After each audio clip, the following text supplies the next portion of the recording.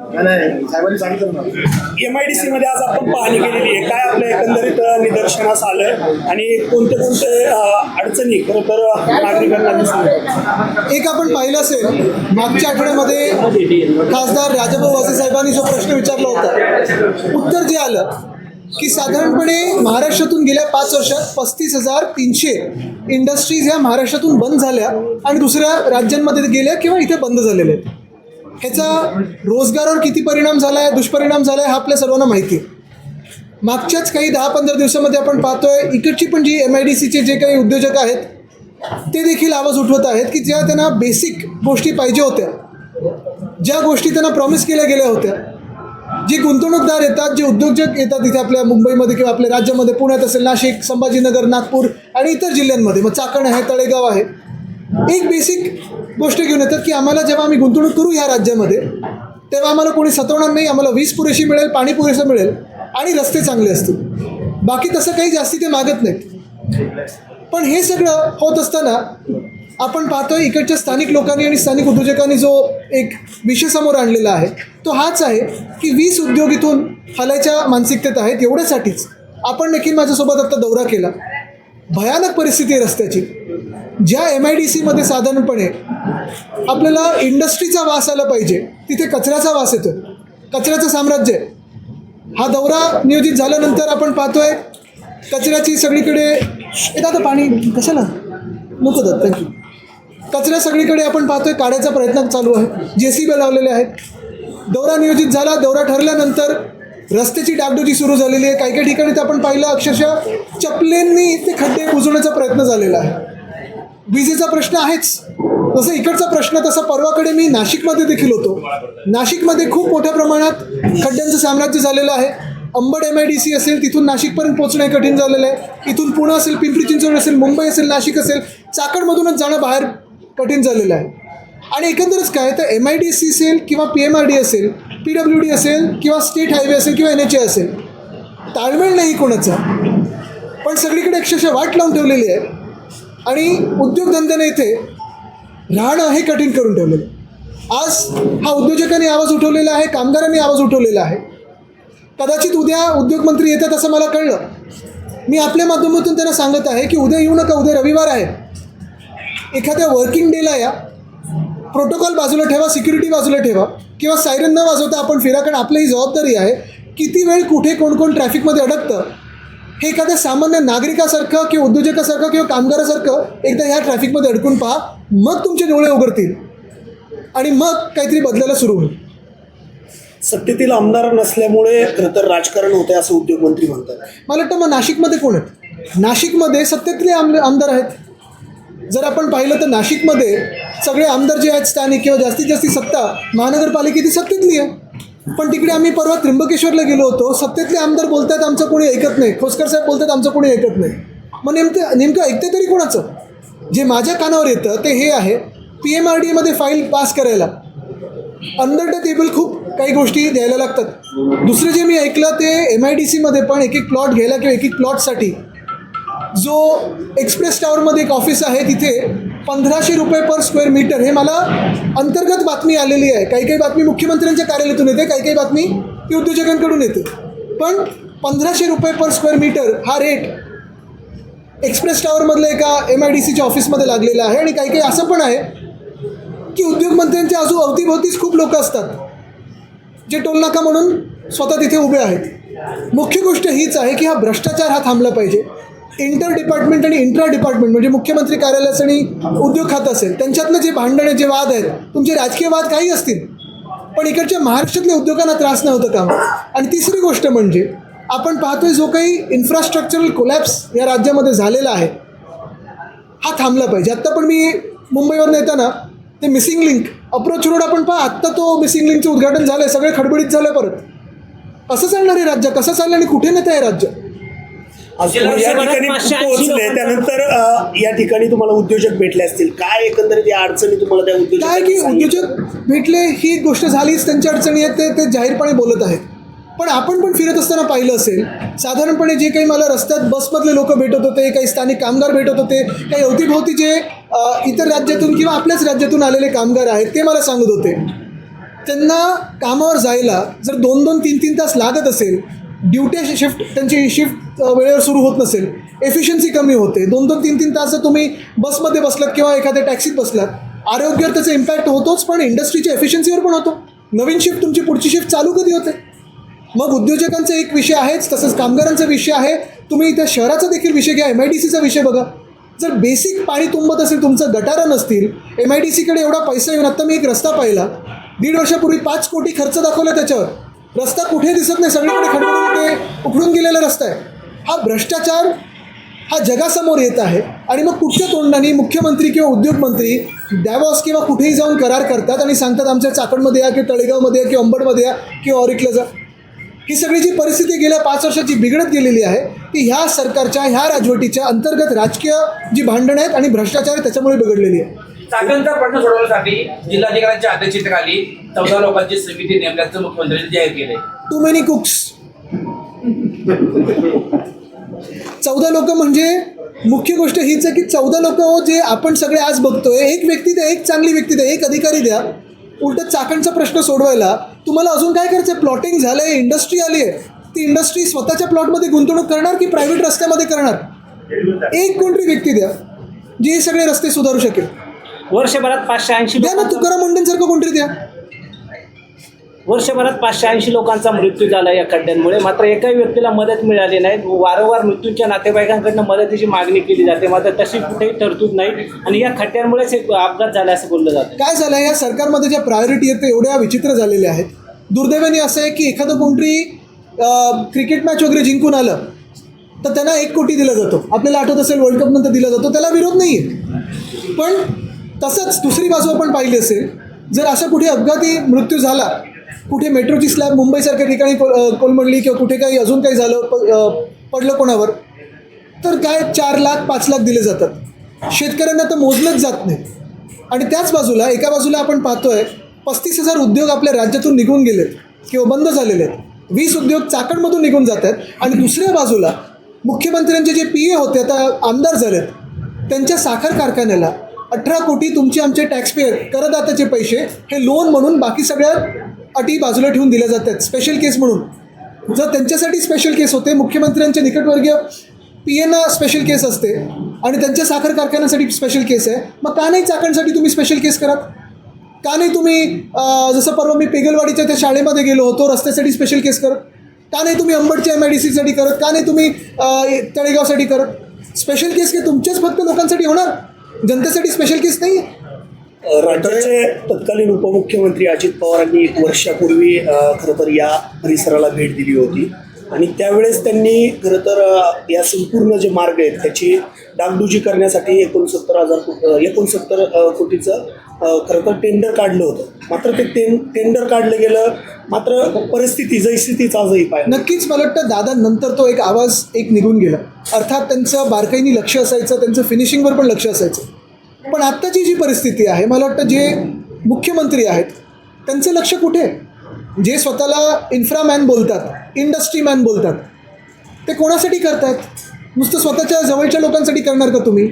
महाराष्ट्रात जे उद्योग येत आहेत बघा, मी परत एकदा सांगतो तुम्हाला, साधारणपणे महाराष्ट्र सरकार किंवा महाराष्ट्र शासन आपण ईज ऑफ डुईंग बिझनेस कोणासाठी करतो की आम्ही ही सवलत देऊ, ती सवलत देऊ, ह्याची परवानगी नाही, त्याची परवानगी नाही, तर नवीन येणाऱ्या उद्योगधंद्यांसाठी करतो.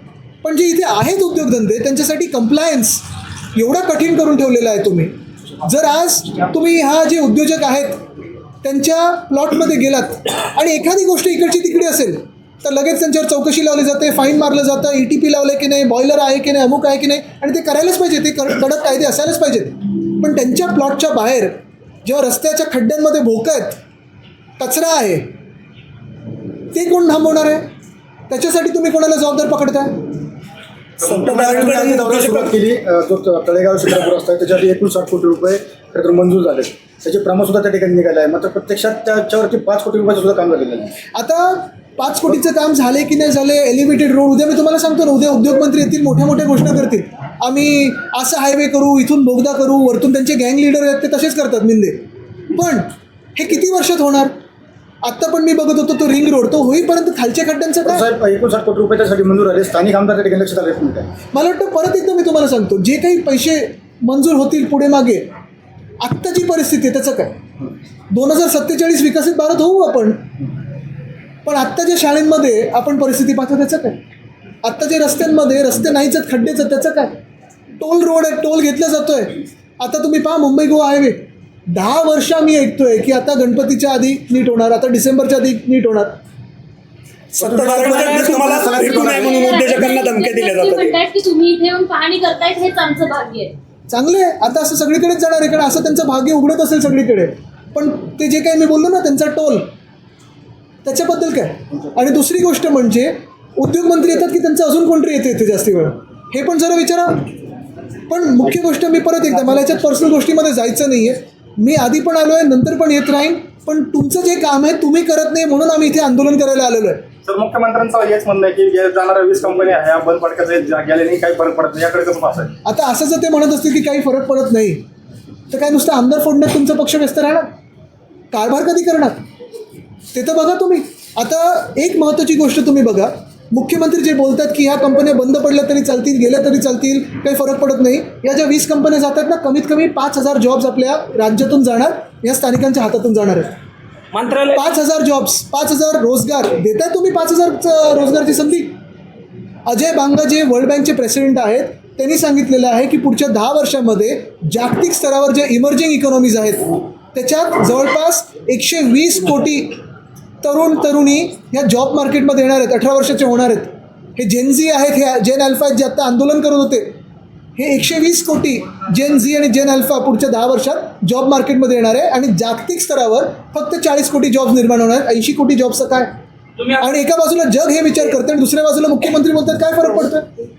म्हणजे काय आपण जे करतोय त्याचा काही विचार करताय की नाही? म्हणजे आपण परत जग एका बाजूला विचार करते की AI मुळे जॉब जाणार आहेत, त्याच्याबद्दल काय? आणि दुसऱ्या बाजूला आपल्याकडे चाकणमधून 20 जॉब्स फक्त रस्ते होत नाही आहेत, वीज पुरेशी नाही आहे, पाणी त्यांच्याकडे येत नाही, ह्याच्यामुळे जात आहे आणि मुख्यमंत्र्यांना चिंताच नाही आहे. उद्योजक तुम्हाला भेटू नये म्हणून त्यांना धमक्या दिल्या जातात या सत्ताधाऱ्यांकडून. मला वाटतं आता कोणी घाबरत नाही. आपण पाहिलं असेल धमक्या तर अनेक दिल्या जातात, पण तरुणींनी जे जंतर मंतरला दाखवलं की मुंबईत दाखवलं, बिहारमध्ये दाखवलं, अगदी AK-47च्या समोर उभे राहिले.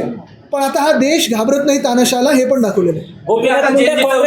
तुम्ही आता जेचा उल्लेख केला, मात्र नक्षलवादी मानसिकतेचे लोक तरुणांची माती भडकवत आहेत असा आरोप पंतप्रधान मोदींनी केलाय. आज ते जे बोलले ते खूपच म्हणजे दिमागी नक्षल वगैरे हे जे काही बोलले, मला वाटतं हुशार लोकांची भाजपला ॲलर्जी काय?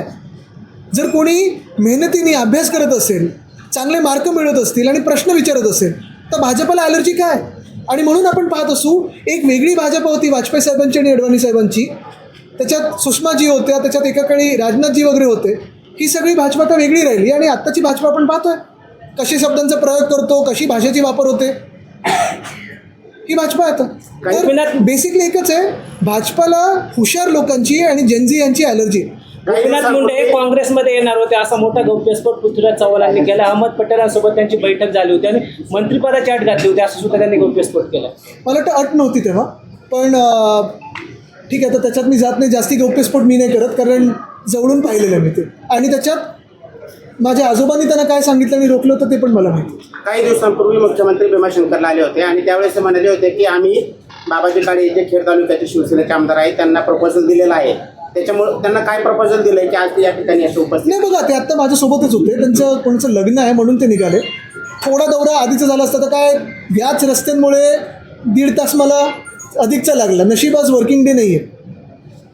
तर आज आत्ता ते माझ्यासोबतच होते ना, जे प्रेसमध्ये आपले होते माझ्यासोबत होते, त्यांनी बघितलं, त्यांनीच तर मला बोलवलं, त्यांनी मला फोन करून सांगितलं की आम्ही आंदोलन पण ठरवलेलं आहे, आता मोठं आंदोलन आम्ही घेतोय. पण प्रपोजल जे बोलतात मुख्यमंत्री, आमदार फोडण्याचं, खासदार फोडण्याचं, नगरसेवक फोडण्याचं, मुख्यमंत्री की उपमुख्यमंत्री, जरा ते सोडा. राजकारण थोडं घाणेरडं बाजूला ठेवा आणि जी जबाबदारी निवडणूक आयोगाने तुमच्यावर सोपवली आहे सरकार चालवायची, ती चालवा. राष्ट्रवादी काँग्रेसचे विधान परिषद सदस्य जिशन सिद्दीकीला धमकी आलेली आहे, त्यांची सुरक्षा सुद्धा काढली असं सुद्धा म्हटलं. वडिलांची हत्या झाली, माझी सुद्धा सुरक्षा काढली. आता महाराष्ट्रामध्ये कायदा सुव्यवस्थेची परिस्थिती तुम्ही पाहताच आहे, अजून काय बोलायचं त्याच्यावर? 2 महिन्यापूर्वी खराबवाडीत एक ॲक्सिडेंट झाला ज्याच्यामध्ये 2 तरुणांचा जागीच मृत्यू झाला. त्यांना दक्षिण माळुंगे पोलीस स्टेशन जवळ होतं, परंतु हद्दीच्या अभावामुळं ते जे ॲक्सिडेंट झाला ती जागा उत्तर माळुंगे पोलीस स्टेशनच्या अंतर्गत येत होती. आणि वाद केवळ हद्दीचा वाद असल्यामुळे त्यांना या ठिकाणी पोलिसांना लवकर येता आलं नाही. त्याबद्दल तुम्ही काय सांगाल? नाही, मला वाटतं याच्यावर सुप्रीम कोर्टाचे पण ऑर्डर्स आहेत, अनेक ऑर्डर्स आहे ॲक्सिडेंटच्या याच्यावर आहेत, पण थोडी जास्ती माहिती घेऊनच मी बोलू शकेन. महिला आरक्षण विधेयक आहे, महिला आरक्षण विधेयक, त्याबरोबर मतदारसंघ पुनर्रचना विधेयक आहे, त्याच्यावरती त्या विधेयकांना पाठिंबा द्या असं आव्हान राज्याच्या मुख्यमंत्र्यांनी केलंय. मला वाटतं आजच्या दिवशी तरी, स्वातंत्र्याच्या दिवशी खोटं बोलणं राज्याच्या मुख्यमंत्र्यांनी हे कितपत शोभतं हा त्यांनी विचार करावा. 2023 मध्येच महिला आरक्षण बिल हे पास झालेलं आहे आणि आम्ही तर आत्ता पण सांगतोय, आत्ताच पूर्णपणे जसंच्या तसं 2023चं बिल लागू करा, आम्ही तयार होतो. पण डिलिमिटेशन हे जोडण्याचा प्रयत्न करू नका. त्याच्यात तुमच्या फायद्यासाठी देशाचं तुम्ही वाट नका लावू. काँग्रेसच्या कार्यालयामध्ये आज सकाळी संपूर्ण वंदे मातरम म्हणलं गेलं म्हणून सोनिया गांधी नाराज झाली असा आरोप होता. असं कुठच्या मोदी माणसांनी सांगितलं तुम्हाला? असा भाजपने आरोप दिला आहे. झालं ना, उत्तर मिळालं तुम्हाला. पण मला त्या भाजपला विचारायचं आहे, मला त्या भाजपलाच विचारायचं आहे, जेव्हा वंदे मातरमचं बिल आत्ता लोकसभेत येत होतं तेव्हा प्रधानमंत्री आणि गृहमंत्री कुठे होते? हा वंदे मातरमचा अपमान नाहीये, मात्र मोदींनी हा वंदे मातरमचा अपमान नाहीये. मात्र मोदींनी सुद्धा जो तिरंगा लावला तो उलटा लावला असा आरोप होता. आहे ना, आयर्लंडचा झेंडा होताच त्यांच्या खिशात. ओबीसी शिवाय जनगणनेचं मार्ग बदलल्याने चाकण MIDC ला काही त्याचा फटका बसेल का आणि आम्हाला नागरिक बघा, एक तर पहिली गोष्ट अशी आहे की मेट्रो उठसूट सगळीकडे बनवत आहेत. काही काही ठिकाणी गरज आहे, गरज नाही आहे, हा कोणी अभ्यास केला की नाही मला माहीत नाही, पण हायस्पीड रेल किंवा मेट्रो हे आपल्या शहरांपासून आपल्या MIDC पर्यंत पहिले यायला पाहिजे होतं. त्याच्यात जास्ती फायदा झाला असता. दुसरी गोष्ट म्हणजे आत्ता मी ते सहज विचारत होतो, बसची आहे पब्लिक ट्रान्सपोर्ट, पुणे असेल किंवा पिंपरी चिंचवड असेल, इथून फ्रिक्वेन्सी किती कमी आहे. खरं जेवढा व्हॉल्यूम इथे येतो, जर महानगरपालिकेने विचार केला तर बसेस पण तुम्ही फायद्यात नेऊ शकता, जेवढा व्हॉल्यूम आणि कमी किमतीत नेऊ शकता. जसं मुंबई महानगरपालिकेत आम्ही 5 वर्ष किंमत 5 रुपये, 10 रुपये, 15 रुपये आणि 20 रुपये अशी ठेवली होती. 35 लाख प्रतिदिन आमचा फुटफॉल होता. ह्या सरकारने बदललं आणि फुटफॉल कमी झाला. तुम्ही मुंबई सीओवर भडकले आहेत. कोण? त्यांचं संतोष बांगर जे आहेत ते जिल्हा परिषदेच्या सीओवर भडकले. ते म्हणतात तुम्ही नोकर आहात, नोकरांसारखे राहा. किती वाजता भडकले ते? बरीच टायमिंगचा काही प्रॉब्लेम. जवळून पाहिलं वेळाचं काय गणित आहे त्यांचं. टाइम टेबल थोडं बिघडलं की आता त्यांची वेळ बदलली असं वाटतंय का? आता बघा तुम्ही, आता काय मूड आहे. ओबीसी शिवाय जनगणना होते 40% प्रश्नाची यादी, मात्र त्यात ओबीसीचा कॉलमच नाहीये. मला वाटतं आपण हा जसा विषय तसा इव्हन SIRचा पण विषय तेवढाच महत्त्वाचा आहे. जनगणनेचा आहे, घरगणनेचा आहे आणि SIR पण आहे. SIRमध्ये अनेक लोकांच्या घरी BLO गेले नाही आहेत, हे देखील तेवढंच सत्य आहे. जेवढं दुसरं सत्य हे आहे की BLOवर पण अधिकचं प्रेशर टाकलेलं आहे या सरकारने. ओबीसीवरती मला वाटतं मी परत सगळे काय खूप विषय आहेत, पण मी परत एकदा तुम्हाला MIDCच्या विषयावर आणीन, कारण आजचा विषय हा खूप गंभीर आहे. 20 कंपन्या इथून निघून जाणं, 4,000 ते 5,000 जॉब्स इथून निघून जाणं, तेवढेच ॲन्सिलरी जॉब्स निघून जाणं, हे महाराष्ट्रासाठी आणि महाराष्ट्राच्या तरुणाईसाठी खूप मोठी धोक्याची घंटा आहे. आपण पाहिलं असेल या शासनाच्या माध्यमातून घोषणा अनेक होत आहेत, पण अंमलबजावणी नाही आणि सत्य परिस्थिती खूप वेगळी. मंत्रालयातील तोडाफोडीच्या राजकारणामध्ये महाराष्ट्राचा विकास हरवलाय का? नक्कीच, कारण सगळा निधी हा तोडाफोडीमध्ये चालला. मंत्रालयातील ध्वजारोहण कार्यक्रमासाठी आहोत म्हणून सांगतात आणि अनेकांवर उपचार करतायत किंवा त्यांच्या समस्या सोडवण्याचा प्रयत्न करतायत. कोण हे मुख्यमंत्री? नाही, पुण्यातले काही अच्छा. आध्यात्मिक गुरु मानणारे सगळे महाराजचे लोक आहेत. ते लोक सोशल मीडियावर वेगवेगळे व्हिडिओ प्रसारित करतायत. त्याच्यासोबतच 16-17 वर्षाच्या मुलींना मांडीवर बसवून त्यांच्यावर उपचार करतायत. तर एक जण आपल्या भक्तांकडून त्यांचं पाय धुवून घेऊन पाणी प्राशन करायला लावतायत. या सगळ्याकडे कसं बघतात? एकीकडे कडनं वेगवेगळे प्रयत्न केले जात आहेत, तर दुसरीकडे पुण्यासारख्या शहरात अशा पद्धतीचे सगळे मला वाटतं ज्या राज्यामध्ये स्वतः उपमुख्यमंत्री आणि अनेक लोकांची नावं आली, ते बोट काय कापलं आणि अजून काय केलं, काय अपेक्षित करायचं? मंत्रालयातील ध्वजारोहणाच्या कार्यक्रमासाठी तुमच्या पक्षाचे मिलिंद नार्वेकर उपस्थित होते. त्यांची महायुतीच्या नेत्यांसोबत जवळीक वाढली असं चर्चा आहे. अरे पण कोण समोर भेटलं आणि हात मिळवलं, जवळीक आता किती म्हणजे सेंटीमीटरनी वगैरे